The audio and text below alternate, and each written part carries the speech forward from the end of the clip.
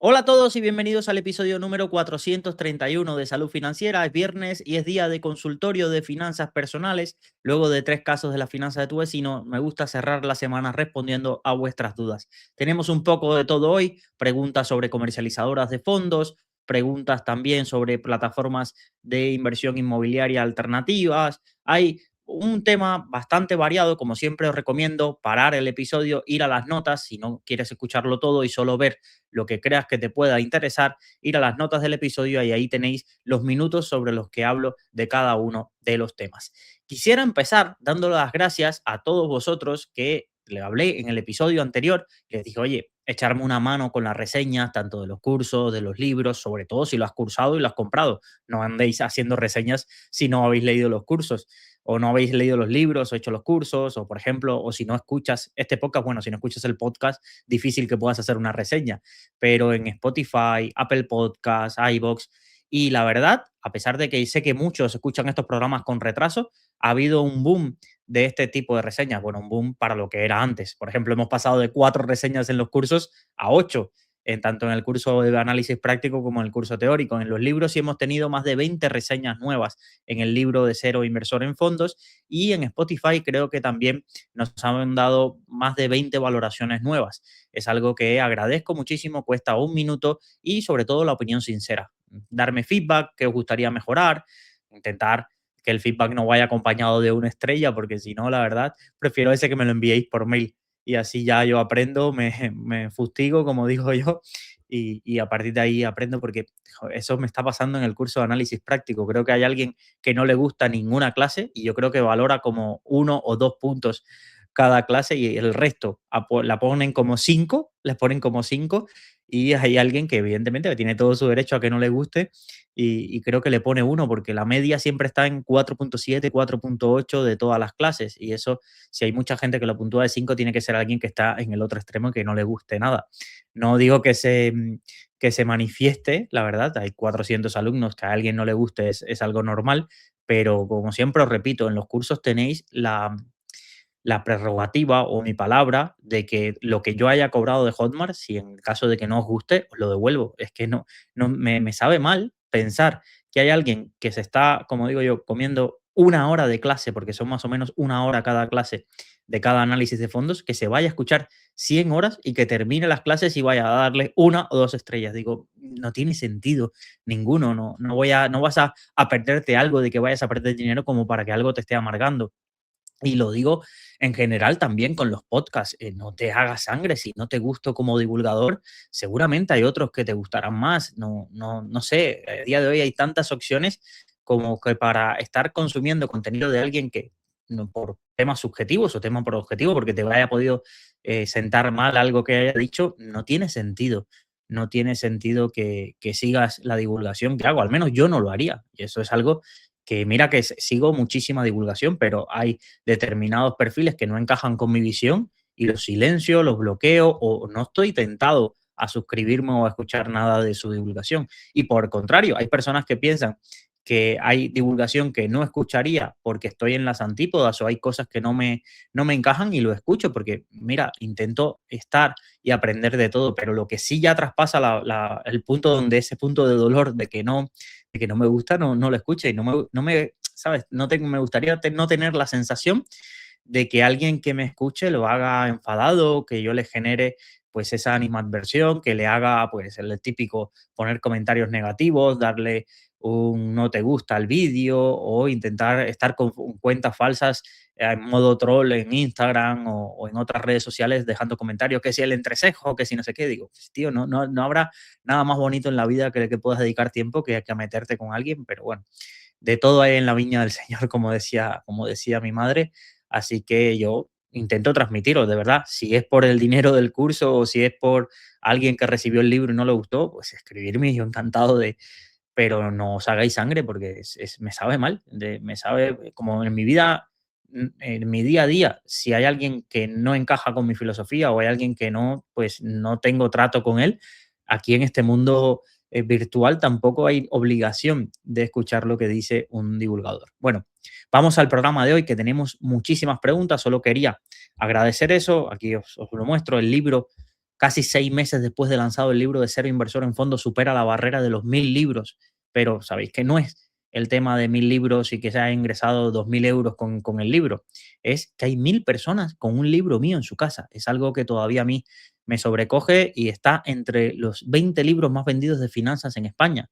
Eso es algo que, bueno, pensar que casi todos los primeros son grandes autores internacionales, Morgan Housel, alguno de estos de Hazte Rico, La vida millonaria, Padre rico, padre pobre, pues estar entre los 20 más vendidos sin una editorial o sin un esfuerzo de marketing en Amazon para posicionar el libro, la verdad que es algo que siempre valoro y sobre todo valoro esas 106 personas que se han animado a dejar una reseña en el libro y que al menos les haya gustado. Siempre digo que no es un libro que os vaya a cambiar la vida, pero sí es un libro, un manual de consulta. Cuando digas, oye, ¿dónde voy a consultar esta duda técnica que tengo? Pues me gustaría que el libro lo fuese. Y si detectáis cosas técnicas que no están explicadas, por ejemplo, esta semana estuve hablando del style drift, de los fondos de inversión, y creo que en el libro no hablé de ellos, pues creo que es algo que en futuras ediciones me gustaría ir ampliando y me tengo un blog de notas con todas las mejoras que le haría al libro, así que siéntete libre de enviarme las tuyas también si detectas algo que crees que se podría mejorar, añadir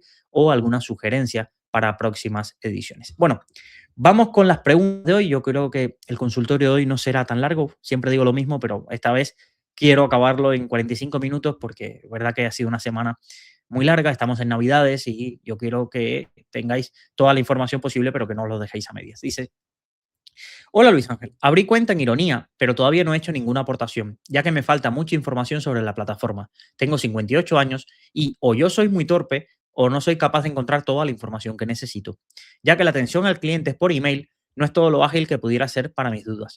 Sobre todo, cómo funcionan las carteras.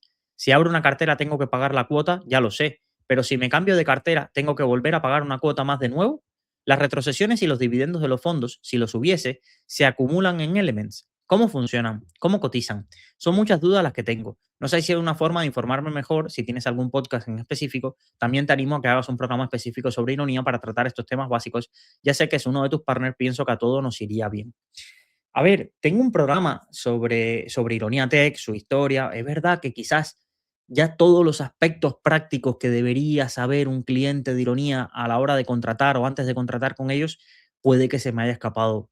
Por ejemplo, el tema de los elements es algo que yo no le di excesiva importancia porque es, como digo yo, una fumada de ellos a la Ironía.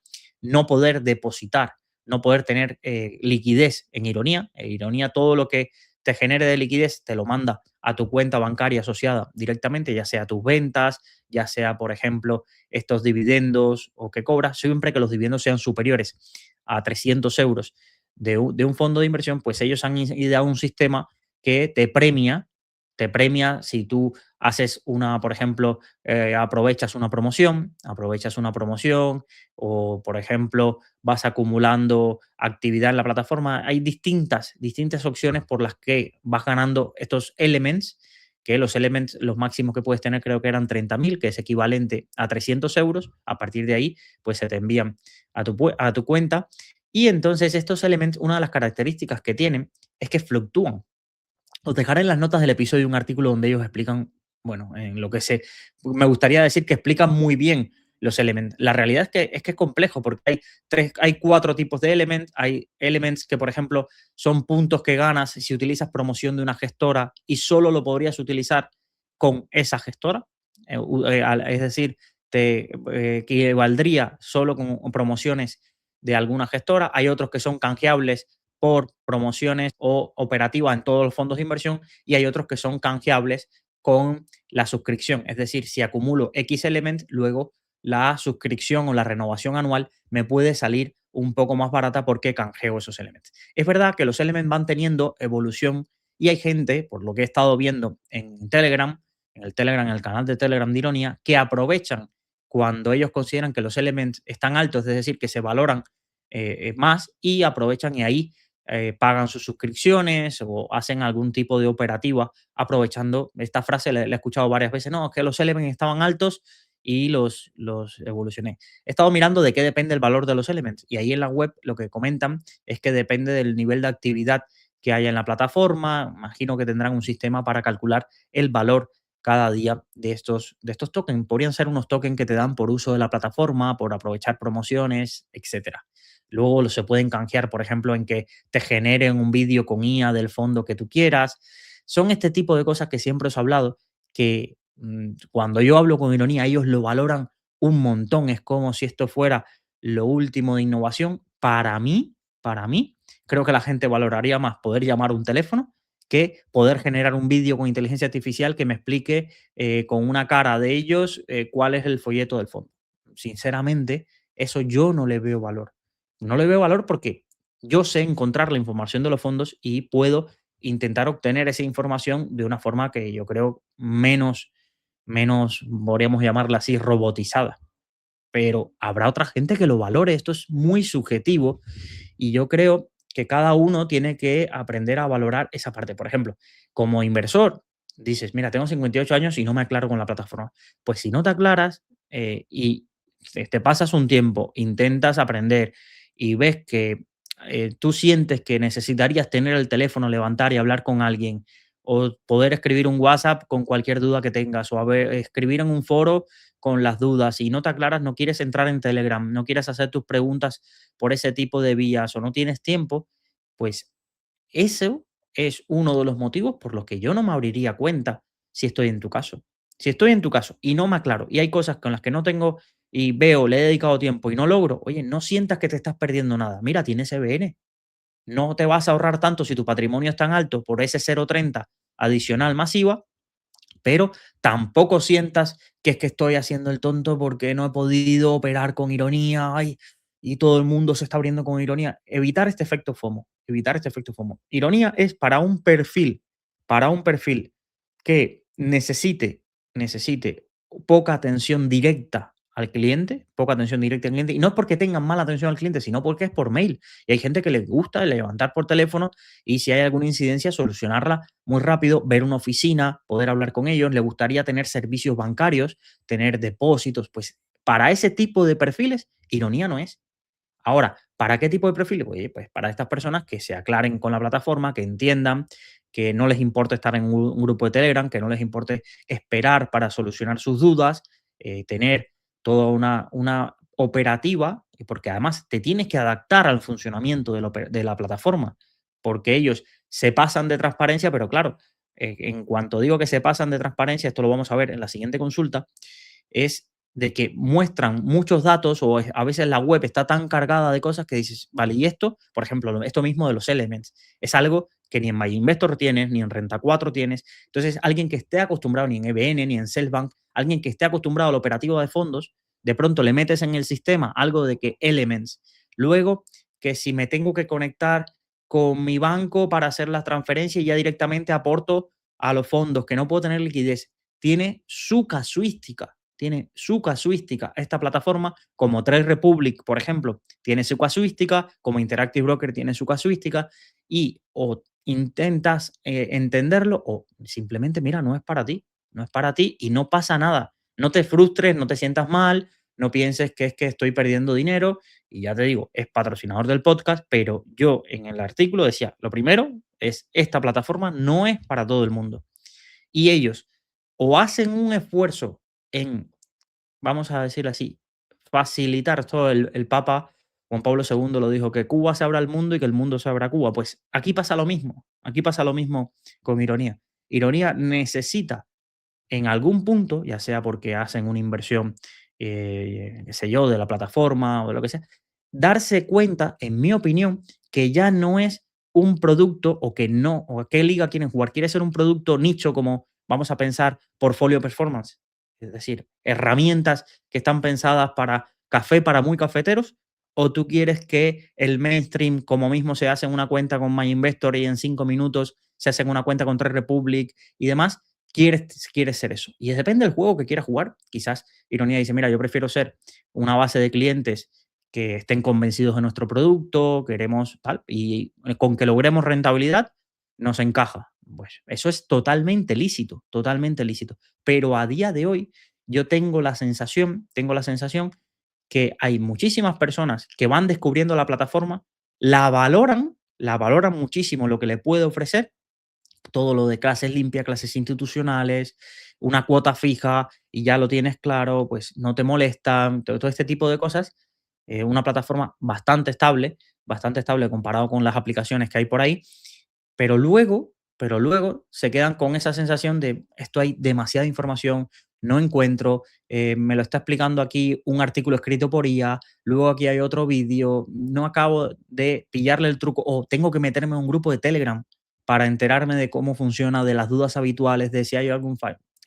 Yo entiendo que es una plataforma compleja en ese sentido. Y por ejemplo, ¿os acordáis de la duda del consultorio anterior? Bueno, ya he dado un poco dónde estaba el tema. Y como siempre, además, Ironía me respondió, el propio CEO de la entidad se puso en contacto conmigo para decir, oye, he estado revisando con el equipo exactamente qué pudo pasar. El usuario me volvió a escribir para darme su visión y es un punto para que os quedéis tranquilos, es una mezcla de esta misma operativa un poco distinta que hace Ironía, pero que hace Ironía en favor de los clientes, más fallos operativos que a veces no se visualizan, o que no tenemos en cuenta. Os voy a poner un ejemplo.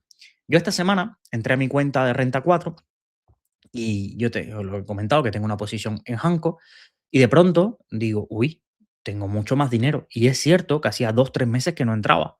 Entré en su día para sacar las capturas de pantalla y el informe fiscal que quería presentar en el blog de Moclano y de pronto me encuentro con que tenía mucho más dinero y digo, uy, me puede haber ido muy bien. Pero yo normalmente, como estoy bastante al día en Twitter, digo, oye, como si algo hubiese ido demasiado bien, creo que me habría enterado. Y de pronto tenía más dinero. Y cuando empiezo a mirar, claro, mi posición en Hanco era el doble de la que tenía. Imaginaros que yo ese día no hubiese entrado. Al día siguiente, cuando volví a entrar, dije, bueno, esto será un fallo, lo puse por la broma, puse el tweet y no habían pasado 5 o 6 horas, ya estaba todo el saldo disponible exacto en su cuenta, todo cuadraba, todo cuadraba. Imaginaros que yo no hubiese entrado en esas 5 o 6 horas. Habría habido un fallo operativo del que yo no habría sido consciente. Bueno, esto fue lo que le pasó exactamente a al cliente de Ironía que nos escribía la semana pasada. Él primero se da cuenta que ha hecho 2 operaciones, que hay 2 fondos, que la posición que tienen esos 2 fondos está duplicada, es decir, tiene el doble de dinero del que tenía antes, y esto es una incidencia que hay que solucionar. A ver, oye, ¿qué pasó? Y la incidencia estaba en Allfunds. Sabéis que cuando nosotros invertimos el dinero no lo tiene Renta 4, no lo tiene MyInvestor, lo tiene Inversis. Y dentro, en ese dinero está invertido después en el depositario de los fondos y demás. Pero bueno, nuestra cuenta, el valor de nuestra cuenta está siempre en el depositario. ¿Cuánto debería valer nuestras posiciones? Ese depositario le comunica al final del día cuánto valen las posiciones a nuestro comercializador y nuestro comercializador lo único que tiene que hacer es mostrar los informes, eso se llama una conciliación. Conciliamos la información que aparece en el depositario con la información que yo le quiero mostrar al usuario.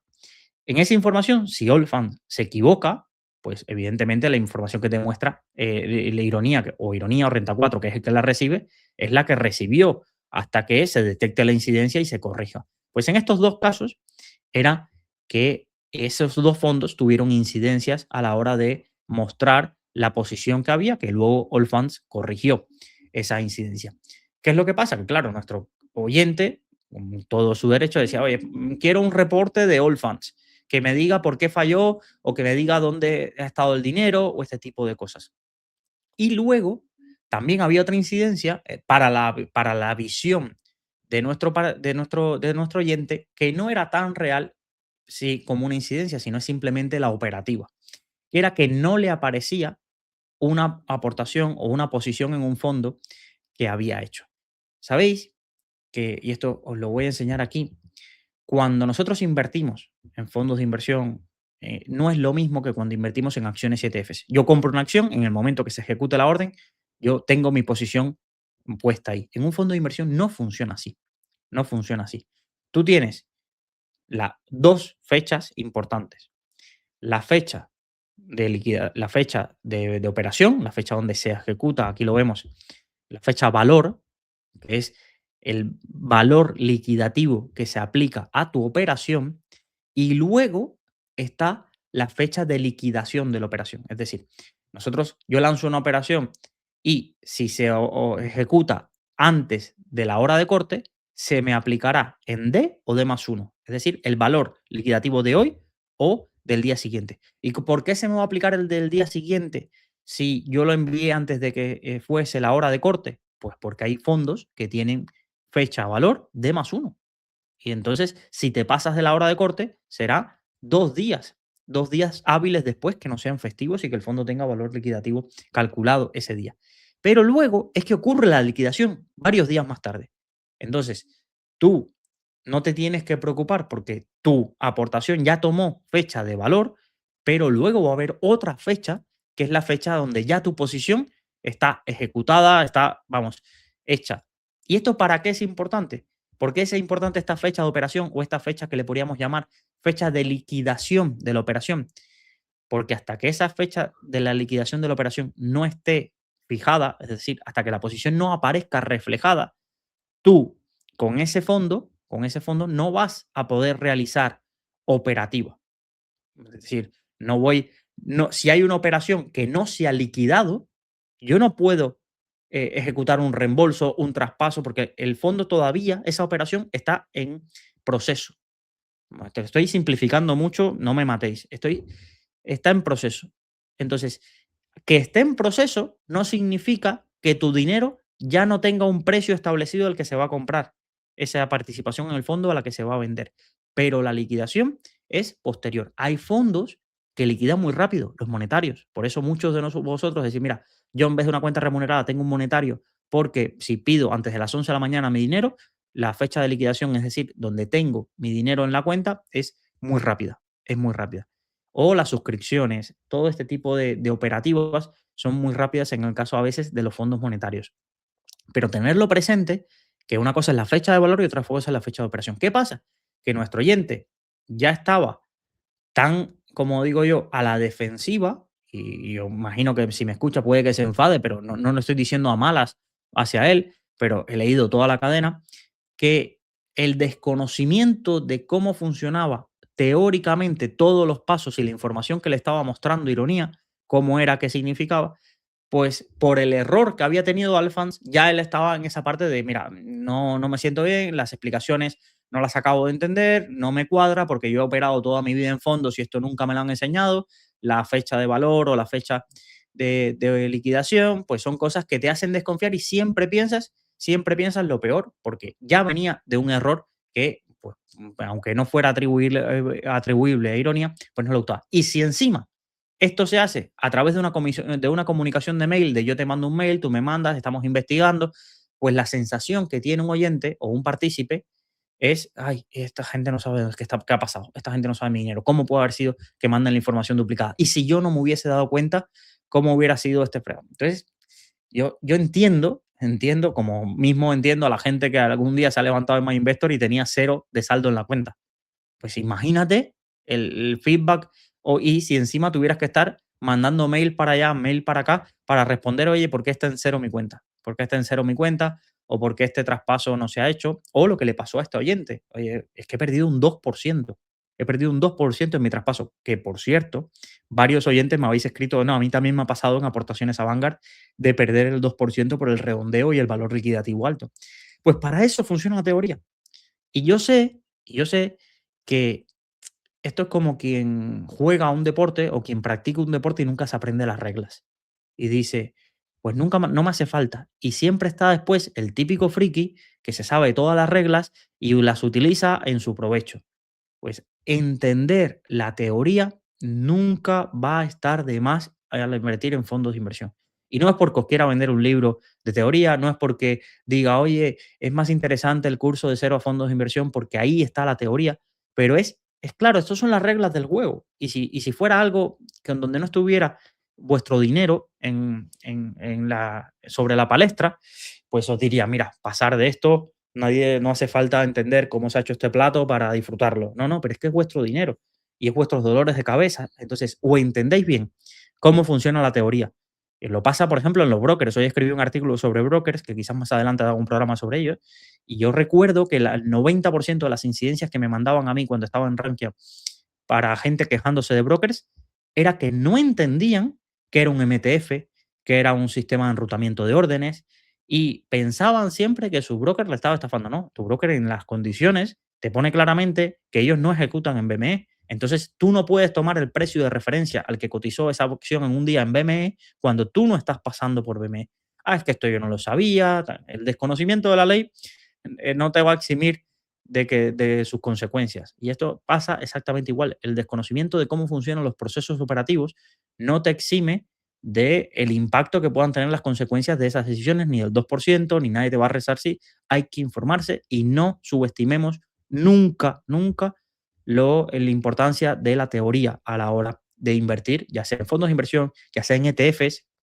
Cuando he visto, yo cada vez que un detector de divulgadores de poca monta, son esos divulgadores que se hacen, divulgadores de poca monta, bueno, no quiero decir, de divulgación de poca monta, son con los ETPs apalancados. Cada vez que veo a un divulgador hablando así al aire de los ETPs apalancados y diciendo como que vas a obtener el triple de la rentabilidad de lo que tenga este producto o estas cosas y no entender cómo funcionan realmente esos productos, los riesgos que hay por debajo, lo que es un trigger, lo que es los riesgos de los retornos, de cómo se están configurados, pues todo eso, digo, vale, esta persona simplemente se divulga de ETFs porque es algo sencillo y con 4 cosas la gente se queda y siempre puedo hacer un artículo de los 3 mejores ETFs del sector salud o historias de estas que quedan muy bien para las miniaturas de YouTube, pero luego por dentro no saben exactamente cómo funciona este mercado o no saben el impacto que tiene.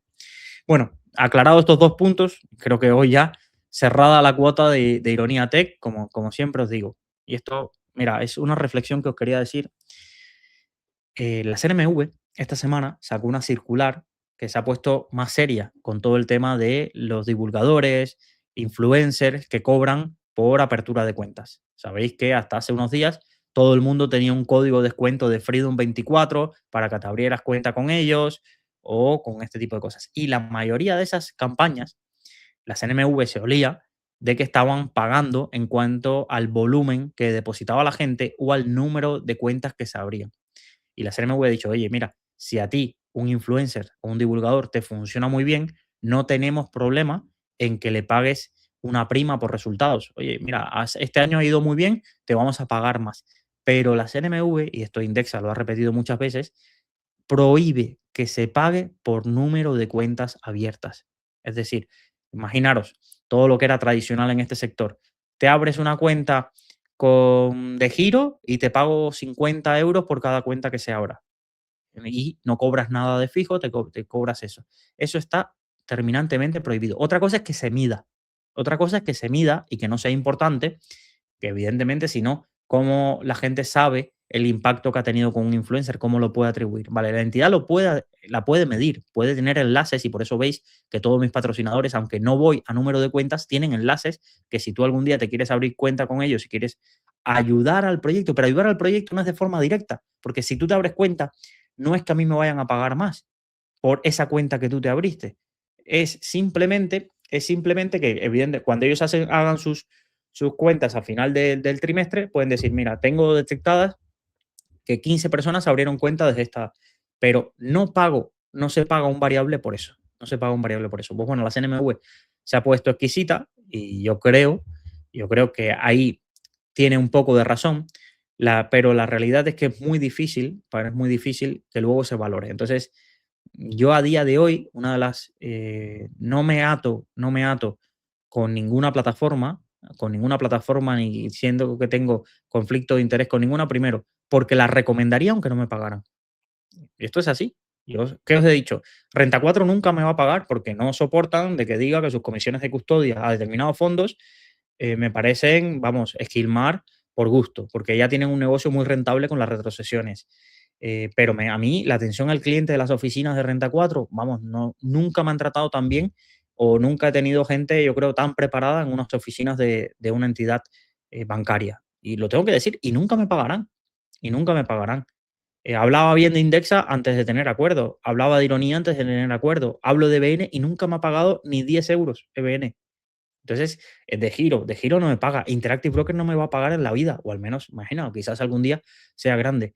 Pero no va por ahí los tiros. Yo siempre os digo que los patrocinios es la forma de no empezar de cero un proyecto que tiene gastos fijos. Yo tengo luz, tengo editores, bueno, editores para el tema de los shorts, tengo la cuota autónomo que ya casi se va a 350 euros a partir de enero del año que viene. Son costes que uno tiene y dice, bueno, mira, si todo el día voy a estar hablando de esta entidad porque normalmente la uso y estoy contento con ella, si quiere pagar por asociarse a la marca mía, pues adelante.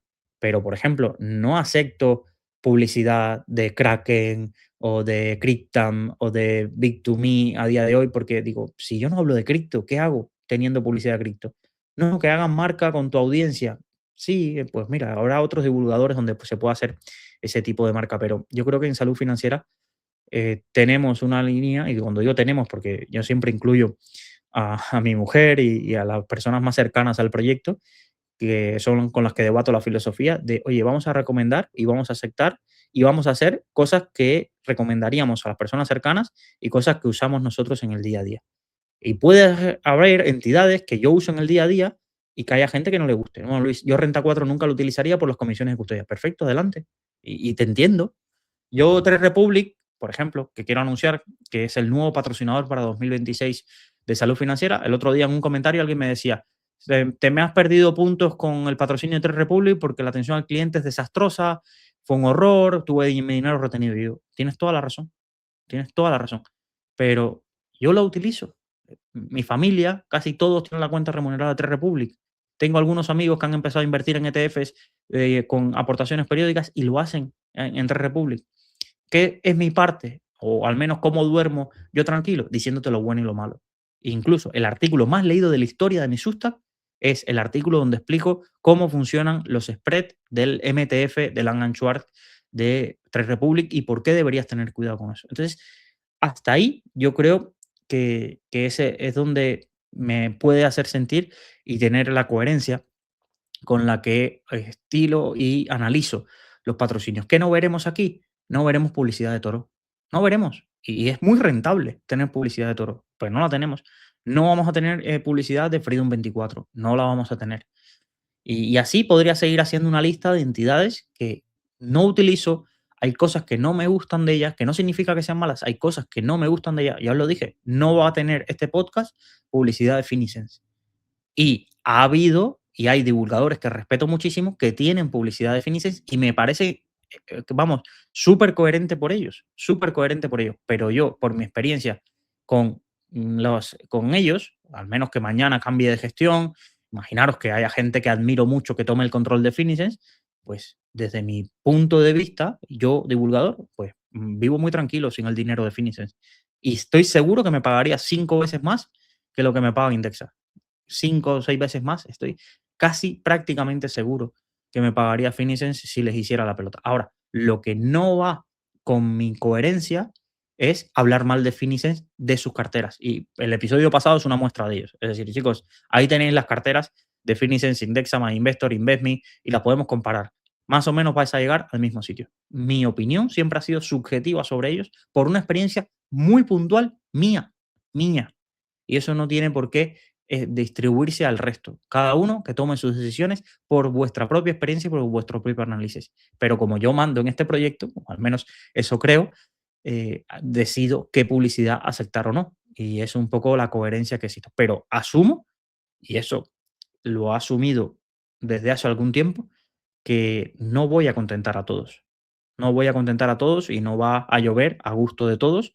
Y, por ejemplo, hay muchas personas que se empiezan a impacientar. Y lo repito, yo intento responder a todo, pero no tengo el compromiso de obligatoriamente responder a todas vuestras dudas. Intento responderlas a todas, al 90, pero se me puede pasar. Hay personas que envían 5 o 6 dudas a la semana. Y cuando a mí no me escuchaba nadie, era fácil contestar 5 o 6, porque mira, te hacía hasta ilusión. Ahora dosificas, contestas una pregunta ahora en el consultorio, la semana que viene que respondes otra. Yo no tengo culpa de vuestras prisas, no lo digo a malas, ¿eh? pero, pero intento generar las expectativas, rebajarlas lo máximo posible para que el día que escuches tu caso de las finanzas de tu vecino sientas agradecimiento y no el cumplimiento de una obligación. Porque por eso mismo no he hecho nada de pago el contenido que hago, porque en el momento que tú lo haces de pago, pues oye, si a ti te pagan por hacer algo, pues ve y lo haces. Entonces, tenerlo en cuenta porque en salud financiera hay que armarse de paciencia. Hay que armarse de paciencia y valorar que si algún día te respondo y si no puedo responderte, ya no es este flipado que ahora que lo escucha mucha gente ya no responde. No, es simplemente que he tenido que priorizar y si hay 15 preguntas tuyas en los últimos 3 meses, pues prefiero responder la pregunta de alguien nuevo y que al menos distribuir un poco, porque si no, al final lo que estás sustituyendo es un servicio de asesor financiero. Es, necesitas un asesor financiero y disimuladamente, o un consultor, o un amigo, o un grupo de Telegram con el que hablar, y disimuladamente lo estás sustituyendo por preguntarme a mí o intentar hacerlo. Entonces, dicho lo cual, como digo, vamos a poner el parche antes que caiga la gotera, siempre, siempre os explico que intento responder a todos, pero un poquito de paciencia porque ya no damos tan abasto y grabo 5 días a la semana, 5 días a la semana. Y no voy a grabar sábados y domingos por el volumen de preguntas que haya porque evidentemente el proyecto tiene que ser sostenible para mí. Vale, vamos a la siguiente pregunta. Alguien me decía, mi consulta quiero enfocarla a partir de escuchar la finanza de tu vecino 140. En el mismo creo que nos transmites mensajes muy interesantes e importantes para nuestra salud financiera y casi los resumo. Debemos de huir de los vendehumos tuiteros, youtubers que lo único que buscan son likes para ganar dinero sin pensar en sus seguidores. Esto me recuerda a las estafas que se llevan casi a diario en muchos ámbitos. No me enrollo y voy a la consulta. En el episodio mencionado comentas las preguntas de los 5 porqués. ¿Podrías ampliar esta cuestión de las 5 preguntas? ¿Cuáles son? No es un método mágico, no son 5 preguntas que hay que hacer sí o sí, unas checklists antes de despegar e invertir. La reflexión que yo hacía en ese momento iba muy, muy influenciada a, oye, cuando yo veo mi cartera, cuando yo me quiero comprar un producto, al menos quiero que lleguéis al nivel de conciencia de que sepáis y aceptéis vuestros sesgos, vuestros sesgos. Entonces, lo que quiero evitar es esa compra o ese enamoramiento o ese fanatismo o ese miedo a perderte algo sin que seas consciente. Si tú eres consciente y lo haces, como decía mi mejor amigo, el que por su gusto muere, la muerte le sabe a gloria. ¿Vale? Pero lo que me preocupa es, o lo que intento evitar, y por eso os digo los 5 porqués, es que cuando voy a comprar una acción, ¿por qué? No, porque mira Novo Nordisk cómo ha caído. Y cómo sabes que es una oportunidad. Porque las ventas de no sé qué, bla, bla, bla. Vale. ¿Y a quién se lo escuchaste? Porque, para que veáis que no son 5 por qué, sino es ir a la fuente original del pensamiento de dónde nació tu idea de adquirir un producto. Y muchísimas veces os daréis cuenta que queréis racionalizar, queréis dotar de una coherencia, de una profundidad la toma de decisiones y al final somos humanos, tenemos instintos básicos y la respuesta más sencilla es la más simple. Oye, me estoy copiando la idea. Pero esto a veces cuesta asumirlo, como cuesta asumirlo de, pues mira, soy un glotón o pues soy un vago o pues hoy no me apetece. Y son sentimientos o emociones o actuaciones muy humanas, pero que a veces intentamos revestirlas de es que estoy cansado porque no sé qué digo. Y no es más fácil decir, no me apetece, esto no me cae bien. Y aquí en el mundo de la inversión, lo mismo. Me puede la ludopatía de pegar el pelotazo, tengo a ver si esta me sale bien, se lo copié, admiro tanto a esta persona que aunque no quiera voy a invertir en lo que me diga, da igual lo que saque. Entonces, no intentemos racionalizar. Y lo digo porque me preguntáis muchísimos a mí de, bueno, ¿qué opinas de este producto? Cuando en realidad no queréis mi opinión, porque vais a comprarlo porque si en vuestra psiquis vale más o tiene una mayor relevancia en vuestro proceso de toma de decisiones, la información que has recibido y los potenciales de revalorización o el potencial de la narrativa, que lo que yo pueda decirte. Y sé que muchos me escribís luego y dicen, no, Luis, mentira, te valoro mucho lo que dices, no sé qué. Y yo tengo que dar mi opinión, porque es para lo que me dedico, a lo que trabajo. Pero no me engañéis, soy consciente de que salís, cerrad la puerta y sin reconocerlo, sin enviármelo en la cartera, la idea que traías en muchos casos la vas a terminar implementando, la vas a terminar implementando. Entonces, siento que tenéis que hacer esa reflexión de, hay más de 300.000 fondos en el mundo, 40.000 en Europa. ¿De verdad tú me vienes con una narrativa a decirme que ahora quieres este producto porque es el único, el mejor, la mundial, lo innovador, lo que te va a llevar a conseguir tus objetivos financieros? ¿O simplemente si hiciéramos la reflexión es que te gusta tanto la filosofía, el value investing, lo que sea de filosofía, y te encanta tanto esa persona, le tienes tanta admiración, te encanta cómo comunica, que simplemente dices, mira, con mi dinero, pues voy a terminar comprando esto. O me voy a terminar comprando esta acción porque es la principal posición de Druckenmiller y de Bill Ackman y de no sé qué. Pues ya está, simplifiquémoslo, pero no me cuentes mm, tu película o tu vida de que la tesis de inversión es que las ventas de no sé qué, es que la expansión internacional, te estás copiando una idea. O te apetece, porque es tu dinero, comprarte este fondo, o te apetece seguir esta estrategia, o te apetece creerte no sé cuántos bacterias, ya está.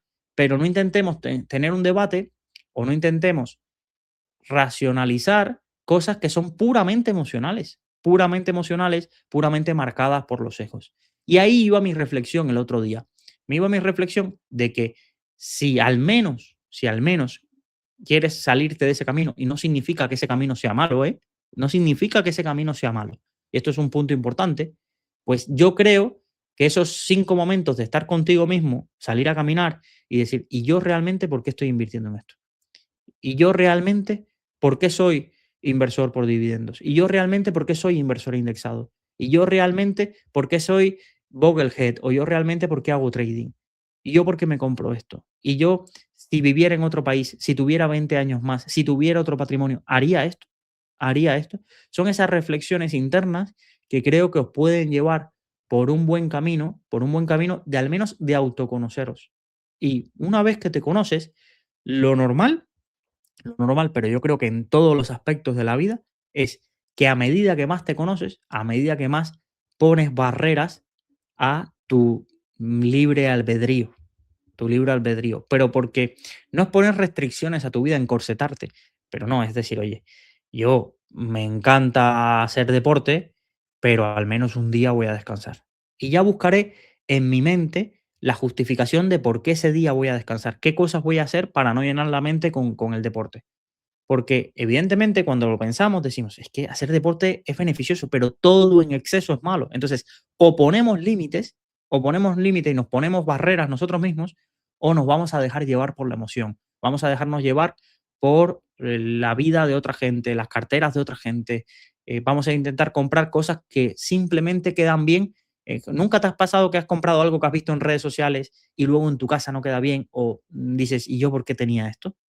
Pues esa reflexión muchas veces que se dice cuando vamos a hacer gastos, de decir, oye, espera un mes y si en un mes lo quieres seguir comprando, pues cómpratelo, pero te dan un mes no para que aguantes el dinero, sino para que te dé tiempo a reflexionar y yo por qué quiero esto, y yo por qué tengo esta necesidad, y yo por qué tengo este impulso a comprar o este impulso o este sesgo a que determinadas narrativas encajen conmigo. ¿Por qué creéis que dices, oye, hay gente que ve anuncios en Instagram de un Lamborghini o lo que sea? ¿Por qué crees que hay gente que pica? Porque su cabeza, aunque el primer pensamiento que les venga sea, esta gente son estafadores o esta gente yo no lo voy a conseguir, solo con que haya un resquicio a la esperanza de que eso sea posible, solo con que nos autoconvenzamos de, bueno, voy a poner poquito dinero y mira, si me sale bien y si no pierdo menos, nos vamos creando la película para autoconvencernos de que es posible y que no es nada malo creernos que ese tipo de cosas las podemos conseguir. Y ahí después, bueno, viene el engaño, viene pues todo lo demás que os he hablado en muchas ocasiones. Mira, 45 minutos y no voy ni por la segunda pregunta. Vamos a la siguiente. Dice, tengo un dinero que voy a necesitar en un plazo medio de tiempo. Si lo invierto en un fondo de renta fija, se suele recomendar que el fondo tenga una duración inferior al tiempo en el que voy a necesitar el dinero. Ahora bien, conforme pasa el tiempo, si el fondo va rotando los bonos y mantiene más o menos la duración, debería rotar el dinero a un fondo con menor duración conforme se acerca el momento de rescate. Por poner un ejemplo práctico, tengo un dinero que necesitaré en 5 años y lo invierto en un fondo de renta fija con duración 4,5 años. Cuando pasen 2 años, necesito el dinero en 3 años, pero el fondo mantiene una duración de 4,5. ¿Debería rotar un fondo a una duración inferior? La respuesta clara es sí. Sí, al menos una parte de la cartera. Pero para ello me gustaría explicar primero qué es entender muy bien la duración. La duración no es, no es el tiempo al que le quedan los bonos. Es decir, un fondo puede tener duración 3 y estar comprando bonos a 6 años. Simplemente que como tú, antes que venza el bono, cobras cupones, la duración sería como, en la duración se puede entender de varias formas. La duración modificada se entiende como cuánto se mueve los tipos, cuánto se moverá el valor, el precio del bono ante un cambio de un 1% en los tipos de interés en la tasa de rentabilidad del bono, ¿vale? Pero la duración en general es prácticamente donde se igualan los flujos, donde ese momento donde tú dices, vale, ya aquí no pierdo y todo lo que venga para arriba es adecuado. Estoy simplificándolo, vamos, pero muchísimo. Entonces, si yo tengo un horizonte temporal a 5 años, pero me vale tanto para bonos como para cualquier objetivo financiero, no es lo mismo la visibilidad que voy a tener a 5 años que la visibilidad o la variabilidad que voy a tener si me falta un año. Por tanto, como cuando me quede un año, no tiene ningún sentido estar en un fondo de duración 4 o 5, porque la fluctuación que puede tener ante un cambio en los tipos de interés en ese periodo va a ser muy fuerte para el año que a mí me queda y que pueda recuperar. Y quizás no pasa nada, y quizás incluso el movimiento de los tipos de interés me va a mi favor o la situación económica me va a mi favor, pero no deberíamos tener ese tipo de bonos por duración. Cuando la gente invierte en fondos a vencimiento, la gestora lo que hace es comprar bonos hoy que vencen en tu horizonte temporal, ¿vale? No que tengan duración de tu horizonte temporal. Pero, claro, el resto de fondos que no son fondos a vencimiento, no tiene sentido, no tiene sentido que si compro bonos a 5 años y me van venciendo, no reponerlos porque es que, mira, es que mi cliente tiene un horizonte temporal. Eres tú el que tienes que moverte alrededor de productos que encajen con tu horizonte temporal, con tu objetivo financiero. No se va a adaptar el fondo a ti, no se va a adaptar el fondo a ti, a no ser que el fondo case exactamente con tu horizonte temporal, que son los fondos a vencimiento, los fondos con fecha objetivo. Ese tipo de fondos sí se van a adaptar perfectamente si tu horizonte temporal coincide con los bonos, porque no compran bonos que tengan duraciones de 4 o 5 años, no, es que compran bonos que vencen, van venciendo cercano a la fecha en la que tú pretendes retirar el dinero. Y por eso ese tipo de fondos tienen penalizaciones a la hora de retirar el dinero, porque claro, ellos quieren mantener los bonos a vencimiento y si tú retiras el dinero, pueden esos bonos estar fluctuando y haber generado una pérdida y a ellos les fastidia la estrategia en cierto modo. ¿Vale? Pero esto es una duda muy interesante. Cuidado con entender mal la duración. Mientras que nos vamos acercando a nuestro objetivo financiero, deberíamos ser muchísimo, muchísimo más conservadores en cuanto al plazo de la renta fija en la que queremos invertir.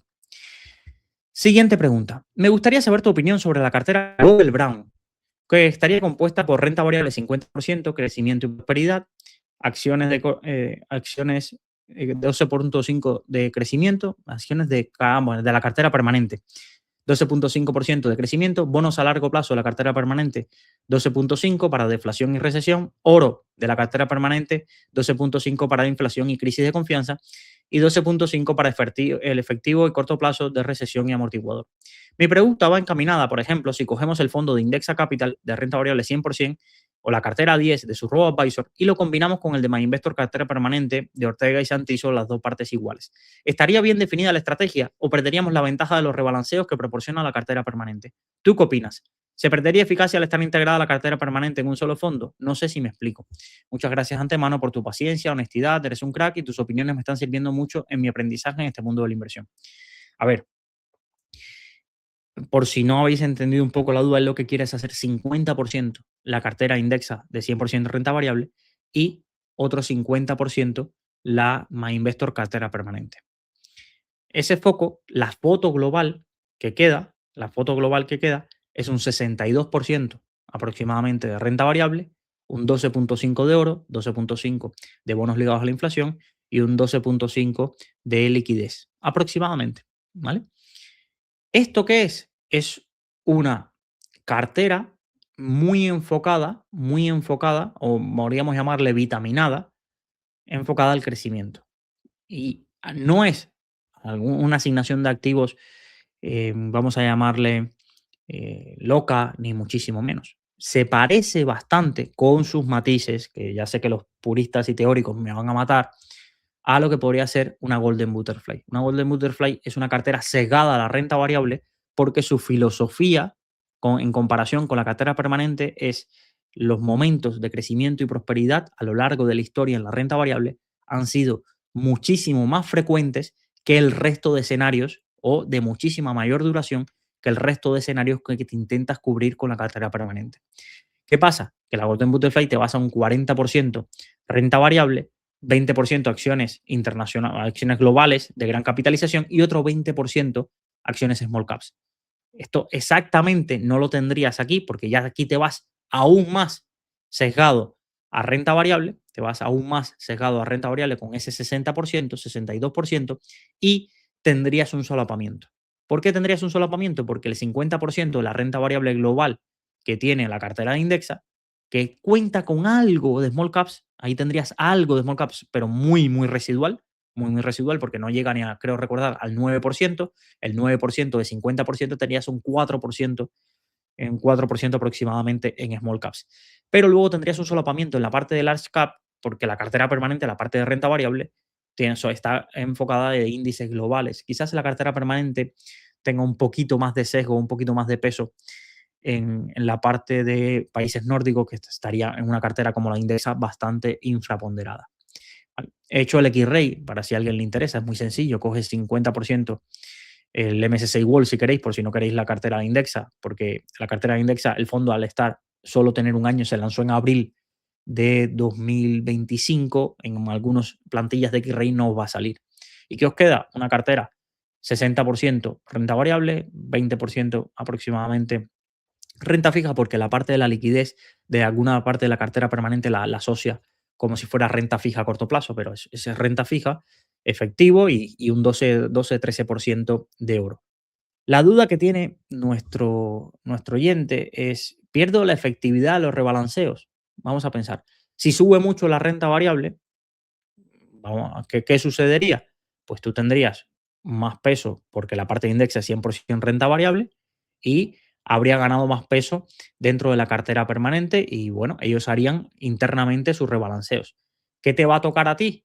Pues hacer también rebalanceos internos, hacer también rebalanceos internos porque tienes que pasar en algún momento de la cartera de indexa a la parte de cartera permanente que en ese momento estará estará volviendo a los pesos en esa parte de renta fija y renta variable.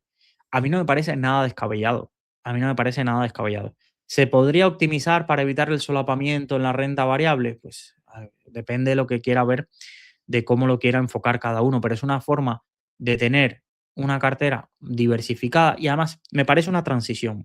¿Cuál va a ser la evolución natural de muchos inversores?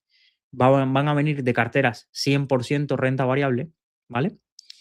Van a venir de carteras 100%, 90, 80% renta variable y a medida que os vais acercando a la jubilación, vais a querer introducir protección, vais a querer introducir disminución de drawdowns para evitar ese riesgo que hemos hablado de que una gran caída en un momento cercano a tu objetivo financiero te destroce la misma.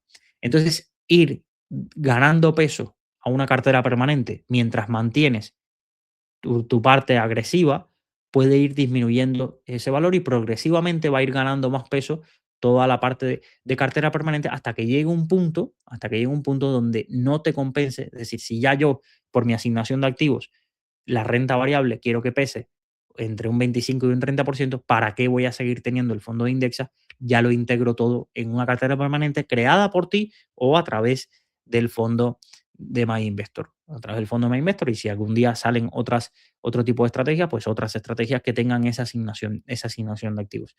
Pero si es algo que podría tener todo el sentido si compagina con tu visión. Yo no sé ni qué edad tienes, ni cuáles son tus conocimientos, ni por qué te estás montando esa cartera, ni si quieres optimizar la simplicidad de tener solo 2 productos y establecerte tú también tus bandas de rebalanceo, si tienes capacidad de hacer aportaciones. Ya depende de muchísimos factores que, al ser una pregunta de consultorio y no tener más datos, pero sí, podría tener todo el sentido con los matices que hemos visto. Con los matices que hemos visto de que tú lo que estás es sesgando tu cartera a que las compañías, la renta variable global va a ser muchísimo más frecuente, y por tanto, lo que intentas conseguir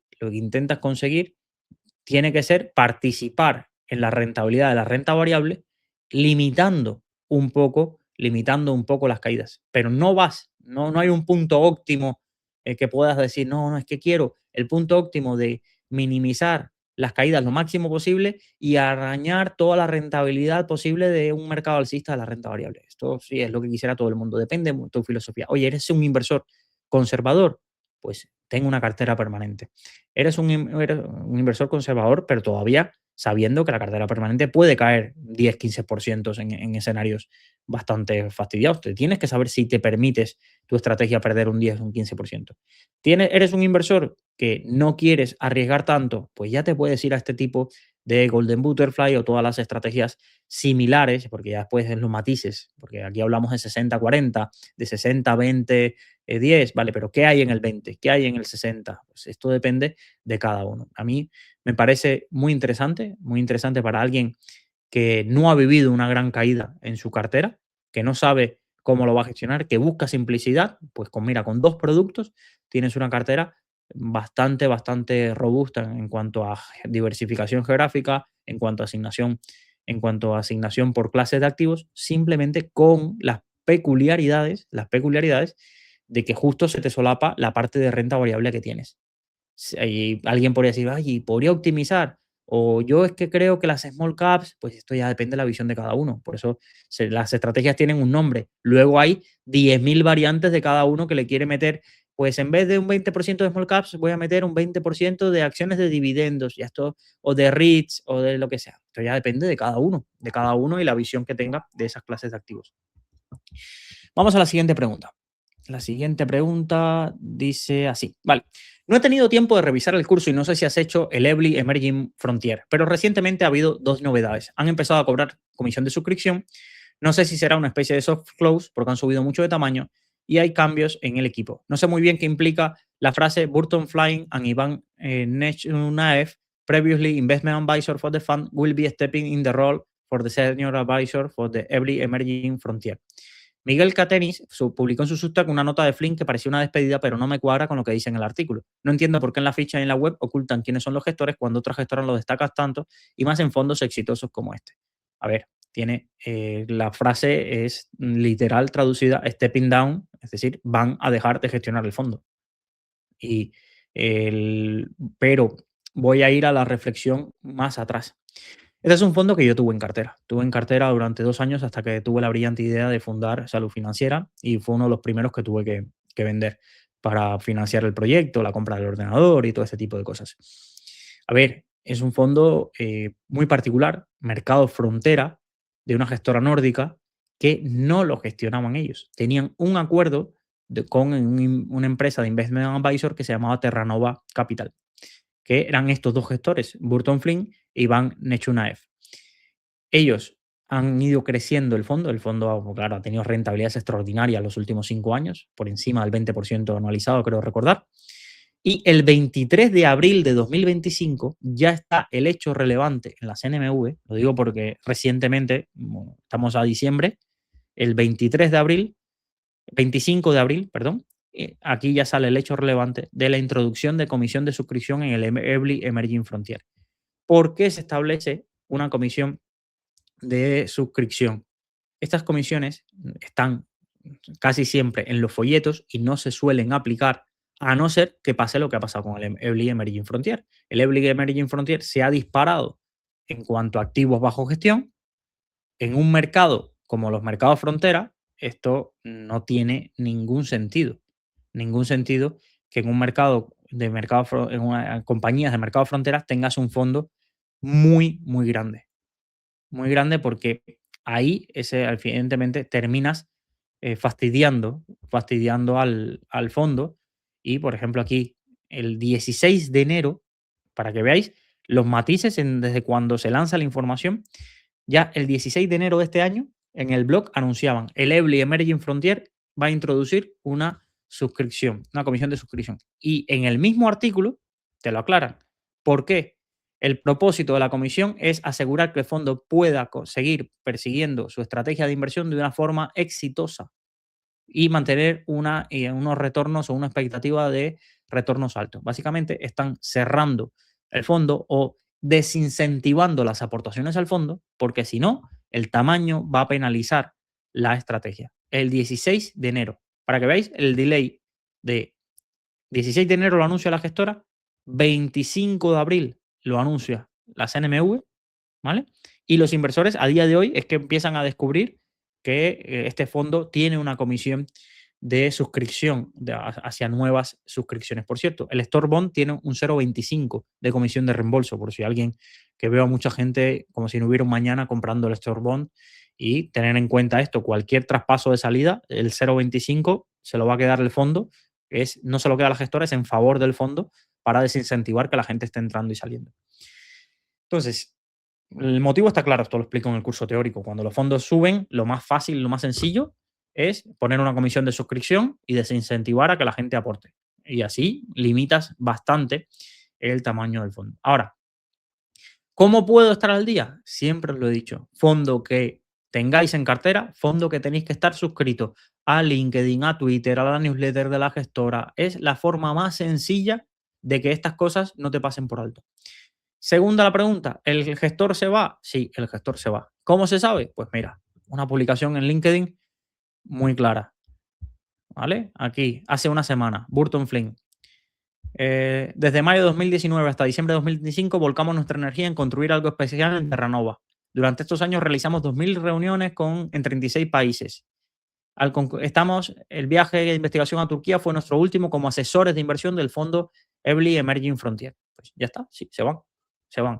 Imagino que fundarán, porque dicen, esperamos poder compartir más sobre nuestro próximo proyecto en los próximos meses. Pues irán a montar un fondo o este tipo de cosas. La realidad, esto pasa mucho, pasa mucho. Recordar que los fondos de autor, esa consideración solo la tiene en España, solo existe en España. Y, por ejemplo, Asvalor y Cobas ya la han quitado. Por tanto, pudiera haber, no es el caso, pero pudiera haber una situación así y no te tendrías por qué saberlo. Evidentemente, estamos muy cerca. Todo el sector, todos los medios dirían, pues Paramé se jubiló. Ahora bien, por ejemplo, estas semanas anteriores se ha jubilado como el Kaldemorgen. Creo que era Jürgen Kaldemorgen, pues se ha jubilado. ¿Lo han hecho cómo? Con un eufemismo. Sacan la noticia de, bueno, pasará a un rol de senior advisor. Básicamente se ha jubilado. Se ha jubilado. Pero a no ser que escuches este podcast o seas un friki de que leas Fan People o los medios, no te llegará un hecho relevante, una carta a tu casa diciéndote, oye, que has invertido en el fondo Kaldemorgen, pero Kaldemorgen ya no está. ¿Vale? Y esto es una situación clara. En cuanto a los fondos que son gestionados por Investment Advisor, esto es otra cosa muy, muy habitual. Yo cada rato veo por ahí fondos que dicen, no, el fondo este de Fiera Capital, que son geniales y no sé qué, digo, ya. Y no te sabes que el fondo hace más de un año se rompieron las relaciones, el gestor se montó a otra gestora y Fiera Capital tiene su equipo, pero ya no es el gestor que llevaba ahí tanto tiempo. O, por ejemplo, me ha pasado mucho con Acatis Gané. Acatis Gané era una gestora. Lo que la gente ve los nombres y no le suena. Gané era una gestora. Se ha roto el acuerdo de la Acatis Gané y Gané tiene su propio fondo, el Gané Value Events, y Acatis tiene se ha quedado con la marca original del producto, pero son dos gestoras totalmente distintas. O, por ejemplo, en el caso del Gamstar Cat Bonds, que lo gestionaba Fermat. Fermat gestionaba el fondo de 2011 y una estrategia offshore desde 2004. Han roto el acuerdo en abril y a día de hoy lo gestiona pues otra entidad y Fermat tiene su propio vehículo pues, su propio fondo UCIT. Por tanto, para la gente, cuando inviertes en un fondo, si te metes en gestión activa, pues tienes que ponerte alertas en Google, suscribirte al LinkedIn del gestor, si quieres estar al día. Otra cosa es que diga, pues mira, seré el último en enterarme y no pasa nada. Pero una de las cosas que yo enseño en los cursos es, esto es importante. Incluso, os digo más, cuando estaba en Rankia, organizaba un taller a todos los empleados que se llamaba cómo estar al día de las noticias de la industria.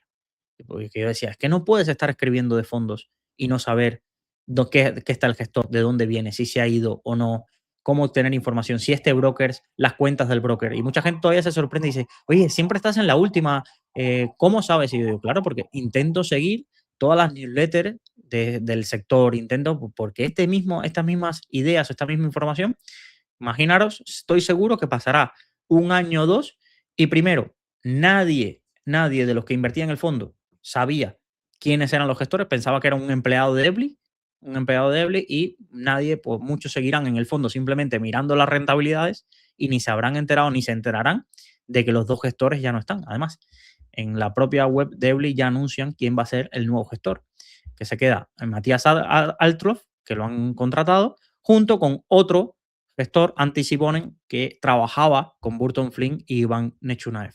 Pero bueno, para la pregunta de nuestro oyente, los gestores se han ido, básicamente, y seguramente veremos en 3 o 4 meses que lanzan su propio producto, empiezan desde cero, y dices, ¿y por qué se van? La gestora es Ebly.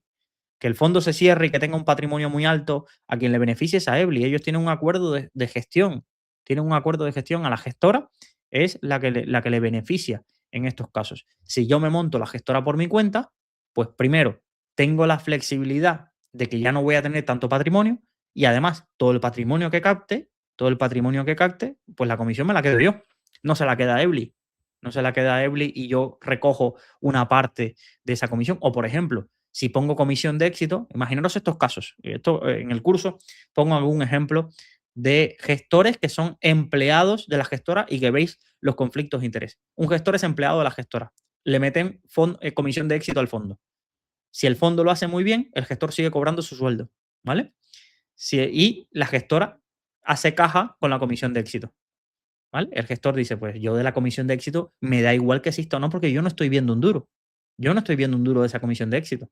En cambio, si este gestor mañana sale y se monta su gestora y mete comisión de éxito, si lo hace muy bien, pues se llevará un buen pico de dinero por esa comisión de éxito y además una parte más importante de la comisión de gestión se la queda a él y no solo tiene un sueldo. Por eso veis que los fondos en cuanto llegan a 100, 200 o 250 millones intentan salirse porque no es lo mismo tener un contrato de asesor en las condiciones que tienes o un contrato como empleado de un fondo, donde al final es la gestora la que manda, es la gestora la que manda. Han, como lo comentaba el otro día, mira, es que nosotros, Antbank nos ponía determinadas limitaciones porque ellos no querían tener fondos que tuvieran muy poca liquidez y por tanto no querían fondos de microcaps. Y hasta que no nos salimos y montamos nuestra propia gestora, no podíamos tomar ese tipo de decisiones porque nosotros éramos asesores y Ambank nos podía poner problemas por las microcaps que teníamos en cartera. Y es una decisión de Ambank tener que si quiere asumir que sus fondos asuman riesgo o no. Y tú eres un empleado, tú eres un asesor. En estos casos, asesores eran asesores, incluso asesores no profesionales era la característica, pero cuando eres un empleado, eres un empleado. Y lo que mande el departamento de riesgos de Ambank o de Ambank, por un ejemplo, me vale renta 4, vale más que lo que diga el empleado. ¿Vale? Lo digo porque lo tengamos presente y por qué aparecen estos conflictos de interés y por qué mucha gente dice, oye, qué pesado, ¿por qué se monta su gestora? Si yo estaba muy cómodo en Renta 4, pues por esto, por el dinero, seguir el rastro del dinero, seguir el rastro de los conflictos de interés y tendréis la mayoría de las explicaciones. Bueno, vamos a la siguiente pregunta. Me gustaría trasladarte una duda para la sección del consultorio de los viernes. Te pido disculpas por si ya se ha tratado el tema, pero no lo recuerdo. Tengo 2 ETFs contratados en MyInvestor y mi duda es, tanto en el caso de MyInvestor como en el de Trade Republic, ya enlazado con Hacienda, la venta de participaciones o la totalidad de los ETFs con sus respectivas ganancias, si lo hubiese, la traslada a la entidad directamente a Hacienda para que aparezca en nuestro borrador de la declaración o debemos anotarla nosotros personalmente. Resumo, siempre que vendas un ETF y siempre que cobres dividendos de un ETF, al año siguiente, si la entidad es española y está conectada con la agencia tributaria, te va a salir en tu borrador. Esto no implica que te tengas que olvidar. Oye, pégale un vistazo a ver si la información que pone en tu borrador coincide con lo que tú tienes en mente. que hay mucha gente, muchas entidades que estos errores existen y solo hay que pasarse por los foros para que veáis gente que lo que pone en su declaración de la renta no tiene nada que ver con los resultados que ellos tuvieron, o al menos hay algún fallo o algunas cosas distintas. Pero MyInvestor está conectada sí o sí, todo lo que hagas al año siguiente te sale en la declaración de la renta, tanto para acciones, ETF, fondos, y en el caso de Trade Republic estamos en un año de transición. Esto en la nota de prensa, cuando declararon que ya tenían IBAN español y todo esto, lo aclaran. Todas las ganancias patrimoniales anteriores al 5 de junio o a junio de 2025, tienes que meterlas a mano al año siguiente. Es decir, en 2026 vas a tener que meter la mano. Todas las que se reporten a partir del 5 de junio hasta final de año ya se aparecerán de forma automática. ¿Vale? Lo digo porque este año 2026 con Trade Republic yo creo que iría con más cautela y lo revisaría aún más. Porque es el año de transición de alguien dijo 5 de junio y alguien dice, ay, mi operación fue el 6 y no me aparece. O no me di cuenta que había una operación del 6 y no aparece. O unos intereses del 1 de junio y yo pensaba que estaban incluidos. Este año que viene yo revisaría todos los clientes de Trade Republic exactamente qué información han reportado a Hacienda y la mayor dificultad la tendréis con personas que tenéis varias entidades y puede que se mezcle esa información, pero yo creo que la agencia tributaria, cuando vais al apartado de datos incorporados, ahí aparece el desglose de cada uno de los datos de entidades, pagadores y todo este tipo de, pero siempre está ahí medio escondido en la declaración de la renta y poca gente a veces va tanto a la pestaña de datos incorporados y datos no incorporados, pero es algo para mí este año que viene, contra Republic, yo iría con cuidado en ese sentido, porque, porque todos estos procesos, como digo yo, los carga el diablo. Vamos a la siguiente pregunta. Vamos a ver qué tenemos por aquí. Ya creo que nos quedan dos. Estoy viendo algún banco como EBN para que ofrece clases limpias y sin retrocesión para particulares. ¿Cómo es posible si no eres un inversor institucional? ¿Hay alguna letra pequeña que veas tú y que yo no he encontrado? ¿Es seguro este banco? Veo que es participado principalmente por el Grupo Financiero Atlántida, GFA de Honduras. Pero si tiene CIF español y cumple la normativa legal, me tengo que preocupar. En mi caso estamos hablando de inversiones de más de 200.000 euros. Vale. Es una pregunta muy lógica, muy lógica. Voy a ir por partes. ¿Cómo ofrecen clases limpias o clases incluso institucionales en el caso de Ironía? A ver, los fondos tienen varias clases según el tipología de cliente por el volumen de patrimonio que pueden aportar y demás. Cuando EBN abre una clase limpia, no es pensando, no es pensando una gestora de que voy a darle acceso a Pedro Pérez que quiere invertir en una clase limpia cuando él es un inversor que debería estar en la clase sucia por el volumen de su aportación. Él lo que ve en su cuenta es una cuenta de EBN en global, donde todos los clientes de EBN que quieran aportar en el fondo, pues van vía esa cuenta. Cuando sumas esos muchos poquitos, ¿vale? O muchos o con importes más altos, se desbloquea el acceso a esa clase. Por eso te abren, utilizan la frase, hemos abierto esta clase. Hemos abierto esta clase. Y eso no es nada más que por la volumen de personas que querían contratarlo o que EBN pues, a veces pondrá el dinero en cierto sentido para abrir algunas de esas clases o que ya la gestora, porque le abrió la clase institucional para un fondo ya se las abre para todos, esto también suele pasar, es decir, los clientes de BN han invertido en la clase limpia del Fidelity Global Technology, pero ya como Fidelity le abrió la clase limpia para el Global Technology, en su depositario tiene puesto de que, bueno, si vienen de BN, pueden invertir en todas las clases limpias que tenemos con la gestora. Y esto lo pasa con EBN, que es un banco. ¿Y cuál es el negocio? Porque evidentemente EBN aquí no cobra nada, es el 0,30 masiva. El 0,30 masiva en cada vez que accedes a una clase limpia. En el caso de Ironía es lo mismo. Ironía por sí sola no podría existir. Ironía no es nada más que un agente de Diafanum. Simplicitas Capital es un agente de Diafanum. ¿Y por qué necesita a Diafanum para existir? Porque es Diafanum que tiene un montón de clientes de asesoramiento financiero, tiene sus propias, banca privada y demás, los que al invertir en fondos logran abrir esas clases limpias. ¿Cómo? Logran abrir esas clases limpias o esas clases institucionales para los clientes de Diafanum, los clientes de banca privada de asesoramiento financiero, Ironía se puede colar por ahí y hace que sus clientes puedan comprar en esos fondos, en esos fondos. ¿Qué pasa? Y eso lo expliqué en la clase de Ironía. Muchas veces las gestoras se dan cuenta de que por el volumen de operaciones y el tamaño se le está metiendo clientes que son retail en una clase institucional o una clase limpia. Y alguien podría pensar, bueno, mientras le gente dinero, ¿qué problema pueden tener la gestora? Pues no, no es así tan sencillo. La gestora, evidentemente, mientras más caro sea el fondo, más comisión de gestión se quedan o se podrían llegar a quedar. Y gestionar todas las operaciones, si son de importes pequeños, pues duplica mucho o encarece mucho el trabajo de la gestora, la conciliación, las incidencias que pueden aparecer en traspasos, suscripciones, reembolsos, y puede que no le interese. Y es por eso que algunas clases institucionales o clases limpias te expulsan al comercializador, le dicen, mira, aquí este tipo de operaciones o me vienes con un mínimo mucho más alto o no te voy a aceptar esas aportaciones. ¿Vale? Esa es la forma por la que se puede acceder a día de hoy a clases limpias y a clases institucionales. ¿Hay alguna otra forma? Sí, por ejemplo, si tú tienes un contrato de asesoramiento, hay gestoras que te permiten invertir en clases limpias. Esto es lo típico, que a mí me están cobrando el asesoramiento, pues como yo ya estoy pagando por el asesoramiento, tengo habilitada la clase limpia para que no tener que pagar asesoramiento y retrocesión. Esto también en algunas otras entidades veréis que os ofrecen clases limpias, pero porque siempre van firmadas con un acuerdo de asesoramiento financiero detrás.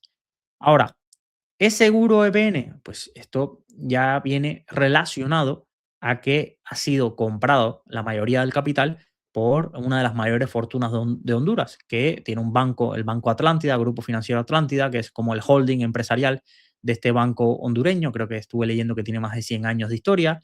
Y claro, tú pones el nombre del inversor y te sale un artículo del diario.es rajando de él porque se está comprando no sé cuántos pisos en Madrid y que se compró la deuda de un proyecto donde asesinaron a una dirigente tal, y luego te encuentras pues la historia empresarial de éxito del Grupo Financiero Atlántida y cómo un grupo hondureño está invirtiendo en España y todo esto. Mira, a día de hoy, todas estas operaciones regulatorias de la compra de un banco, aunque BN es un banco pequeño, es un banco de inversión principalmente, está sujeta a los controles de la CNMV y del Banco de España. En todo caso, el dinero, cuando tú lo inviertes en fondos, está invertido en fondos. Esto está protegido. Otra cosa es que me digan, no, es que voy a tener la cuenta remunerada de EBN y entonces sí me preocupa la solvencia. Voy a contratar un depósito de EBN. Pues si no confías, oye, 100.000 euros en productos que tengan que ver con el balance de la entidad. Todo lo que inviertas en fondos y demás está fuera del balance, entonces ahí no te preocupes. Pero sí me va a servir esta reflexión, y no es por el caso de BN, ya os digo, no es que esté pensando esto, para daros un poco de contexto mundial de estos grupos latinoamericanos, por qué pueden despertar más sospecha a la hora de hacer compliance. Es así y no va a cambiar. Y es algo que, por ejemplo, yo conocí cuando estuve dirigiendo Rankia Latinoamérica varias casas de bolsa y bancos mexicanos. Si buscáis información, hay bancos y casas de bolsa que serían brokers locales mexicanos, más de dos o tres, que en los últimos años históricos, con más de 100 años de historia, han tenido que cerrar.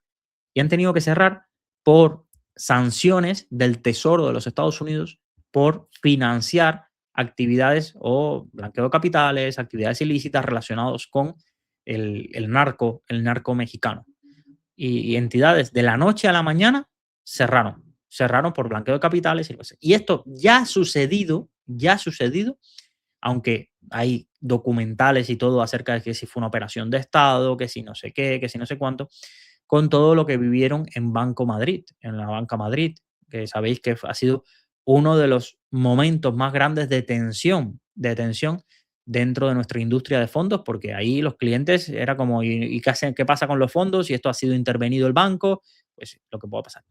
No tiene nada que ver con EBN, pero yo entiendo la duda de los inversores que llevan mucho más tiempo, que ven todos estos fortunas latinoamericanas de pronto invirtiendo, tomando el control de un banco. Abanca, por ejemplo, también en algunos momentos ha tenido problemas o ha tenido la sombra de sospecha por la parte de todo el capital venezolano que terminó comprando a banca. Hay siempre, siempre ese halo de duda sobre este tipo de inversiones, pero a día de hoy los principales riesgos de las entidades bancarias a nivel mundial, yo diría que el principal riesgo es las sanciones del Tesoro de los Estados Unidos.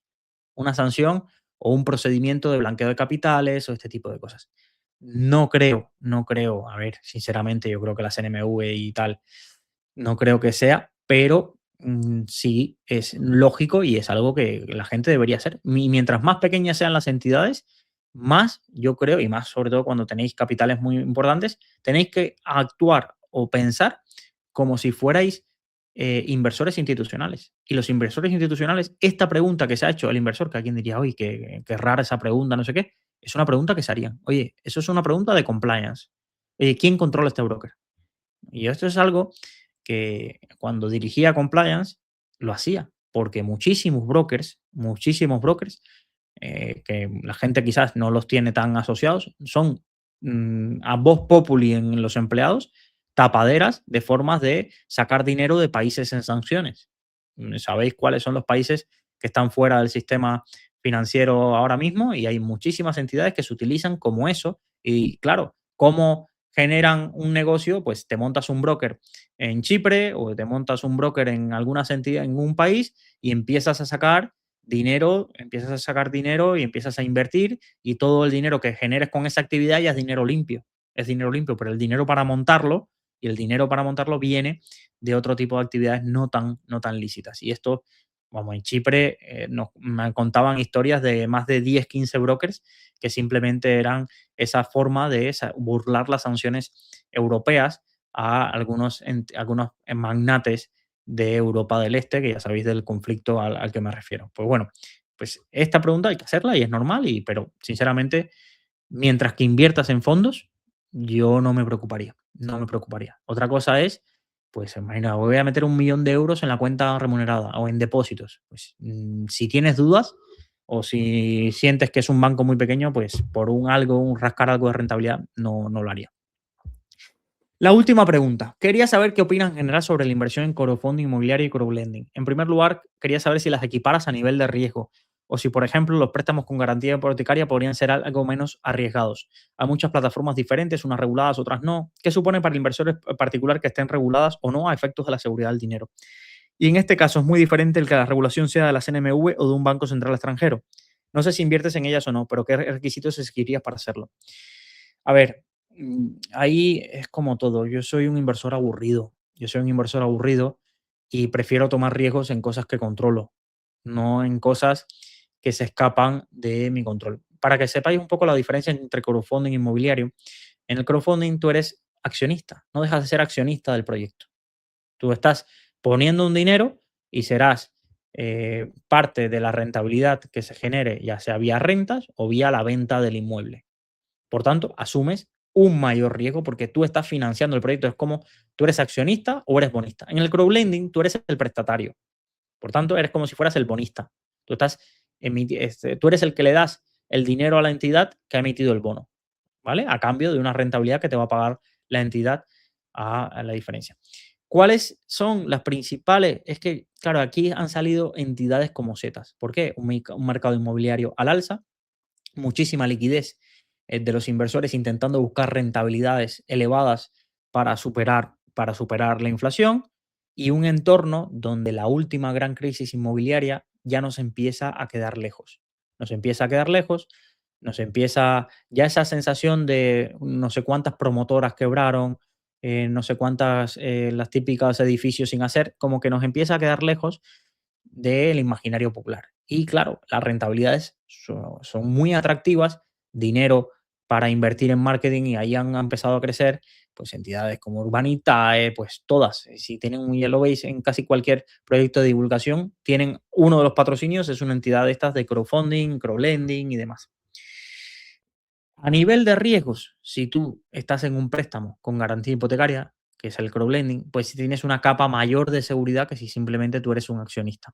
Si tú eres un accionista, puedes exigir como, bueno, que la entidad que está sirviendo de plataforma para captación invierta algo de los fondos, que tengamos gente que tenga experiencia, que no sé qué, pero en el fondo, pues estás siendo tú asumiendo ese riesgo porque es así. En un préstamo, pues hay varias formas. Por ejemplo, hay algunas entidades que el préstamo se vehiculiza a través de financiadores. Entonces, tú le estás dando el dinero a otra entidad que estructura el préstamo. Hay como un intermediario por el medio, que es el que se garantiza de luego de prestar el dinero a los proyectos. Luego, si tienes préstamos con garantía hipotecaria, pues hay un activo detrás. Esto es como los covered bonds, que al final hay un activo detrás que respalda el impago del emisor. Pero no tiene, es más seguro dentro de que estamos hablando de inversiones alternativas, que no dejan de ser eso, que el crowdfunding inmobiliario, pero también tienen sus propios riesgos. Por ejemplo, si tú le estás prestando como una hipoteca, ¿cuánto tú le estás prestando? ¿Cuánto tú le estás prestando? ¿Cuánto dinero ha puesto la persona? ¿Cuál es el loan to value de la operación? Es decir, si el inmueble que va a construir vale 200.000 euros, ¿cuánto le hemos dejado nosotros y cuánto ha puesto él? Pues mientras mayor sea o mientras menos sea el dinero que ponga la persona, pues más riesgo estamos asumiendo nosotros, porque el impago puede ser mayor.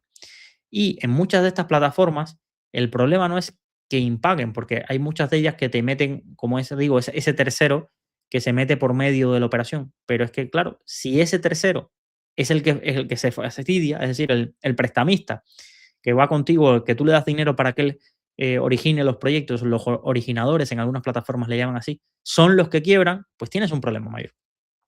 Tienes un problema mayor. Y ahí es donde empiezan pues, los impagos, la mora, todo esto que en las rentabilidades se llena mucho. Hemos cerrado este proyecto con una rentabilidad del 12%. Vale. ¿Y cuántos proyectos su rentabilidad ha sido el cero? ¿Y cuál era la diferencia? Ex ante. Después, todos somos listos de saber analizar el proyecto y decir, este era bueno y este era malo. No, pero antes, ¿qué diferencia había entre el proyecto que hizo un 12% y el que se fue a cero? ¿Cómo se ven? Es decir, ¿qué alertas había? Yo sigo pensando que las inversiones alternativas deberían formar parte de un 5 o 10% de la cartera porque tienen una estructura totalmente distinta de riesgo. Esto, señores, es como si mañana te pidiese tu primo dinero que tiene expertise en el mundo inmobiliario, es un crack, para comprar a pachas un inmueble. Tú dices, ¿y si sale bien? Mal. ¿Y si me ocupan el inmueble? ¿Y si pasa esto? ¿Y si mi primo se va con el dinero? Pues los mismos riesgos que ves ahí es los riesgos que hay acá. Las NMV, los reguladores, normalmente no entran a validar la calidad de los proyectos. No, entran oye, pásame tu auditoría, pásame que el dinero de los clientes esté separado. Intentan evitar las golfadas, pero pensar por un momento la CNMV auditaba a Esfera Capital. La CNMV auditaba a Currenta y los escándalos pasaron. Y la CNMV auditaba a GPM y GPM también utilizó el dinero de los clientes. Entonces, no penséis que, bueno, ese eslogan que utilizan mucho las entidades de supervisados por este broker vaya a ser garantía de que en una entidad esto sea, vamos a decir, sinónimo de protección de nuestro capital. Protección de nuestro capital es si esas entidades están cubiertas por un fondo de garantía que cubra todos los casos, no solo una parte de las casuísticas. Esto es como los brokers que utilizan, no, tenemos asegurado con Lloyds una póliza de hasta 500.000 euros, ya. ¿Y por qué no le dice la letra pequeña de qué cosas no cubriría la póliza? Si hay fraude de la entidad, la póliza no cubriría, o si hay esto. Entonces, hay muchísima gente que se queda con el eslogan de no, es que estamos regulados. No, tú puedes estar supervisado por la CNMV, pero si quiebras, a ver quién paga, a ver quién paga. Por tanto, yo me centraría bastante, bastante en, primero, tener una parte muy pequeña del capital, muy pequeña del capital, porque es otra estructura totalmente distinta, es otro producto financiero con un riesgo notablemente mayor que en las inversiones tradicionales. Es verdad que en las inversiones tradicionales se puede perder dinero. ¿Cuánta gente no conoce empresas muy buenas que se han quebrado? Que empresas que han quebrado. ¿Cuántos bonos han impagado? También puede pasar. Pero la tasa, la tasa de impagos, la tasa de problemas, en este caso, o la diversificación que puedes tener por una parte del capital invirtiendo en mercados tradicionales, no es la diversificación o no es el capital que puedes tener invirtiendo en crowdfunding inmobiliario. Con crowdfunding inmobiliario vas a poder invertir en un proyecto. Te la estás jugando en un proyecto, en un país, con una empresa que lo quiera hacer. Porque si quieres diversificar en el proyecto, entonces tienes que darle más capital. Y de verdad te vas a jugar todo tu capital o una parte significativa en este tipo de proyectos. Además que estarías haciendo que toda tu cartera esté relacionada con el inmobiliario. Que además muchas veces ese inmobiliario está en tu país donde si hubiera una situación mala, te vas a comer tu situación laboral, la crisis de vivienda quizás, del entorno, la hipoteca, ¿no? Y encima tu inversión también. Entonces, yo no soy muy fan, he hablado en varios podcasts, hay 430 podcasts, pues en algunos he estado revisando proyectos no solo de crowdfunding y crowdlending inmobiliario, sino de otro tipo de inversiones no relacionadas con inmobiliario, startups o algunas de estas proyectos que se financian o pagarés y todas estas emisiones. Y mi sensación es la misma. Mi sensación es la misma. Se puede rascar rentabilidad, pero asumiendo no es rentabilidad gratis. No es rentabilidad gratis, es rentabilidad porque estás asumiendo un riesgo muchísimo mayor del que te esperas. Muchísimo mayor.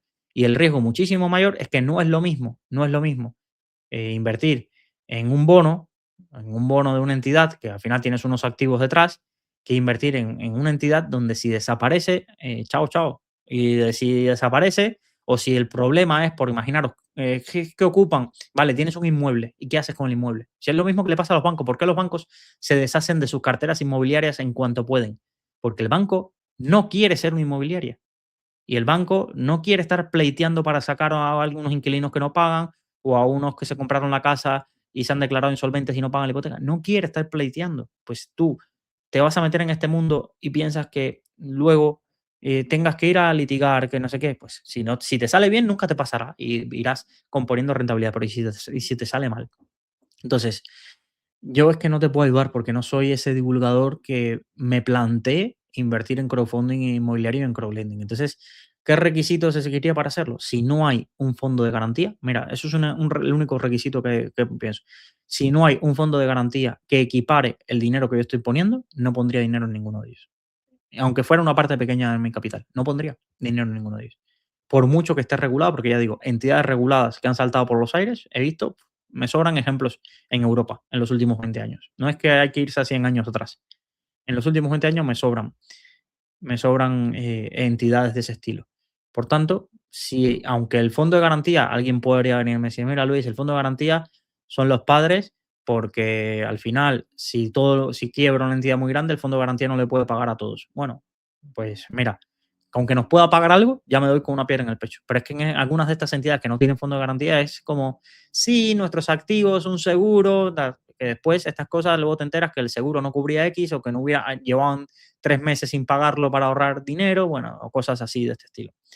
Nada, os dejo aquí el episodio. Que si no escucháis hasta enero, como siempre digo, felices Navidades. Salud Financiera seguirá porque yo en estos días grabaré episodios. En este fin de semana seguramente grabe ya todos los que quedan de las Navidades. Seguirán saliendo, ir enviando vuestras dudas, tener paciencia, como digo, y disfrutar de los vuestros, que es lo más importante. Salud Financiera se llama así, no solo porque me gustaría ayudaros a no cometer errores, sino también porque aprendáis a valorar lo que quizás os da la inversión, pero también valorar lo que se consigue durmiendo tranquilo, sabiendo que tu dinero está a salvo o que al menos tu dinero está con el riesgo que quieres asumir y no con el riesgo muy superior o en cosas muy raras que te pueden dar rentabilidad o lo que sea, pero que no te hacen dormir tranquilo. Disfrutar de los vuestros, que es lo más importante. Nadie se irá con el recuerdo de cuánto dinero ganó, sino con el recuerdo de lo feliz que fue y lo feliz que hizo ser a los que le rodeaban. Muchísimas gracias y nos vemos en un próximo episodio de Salud Financiera.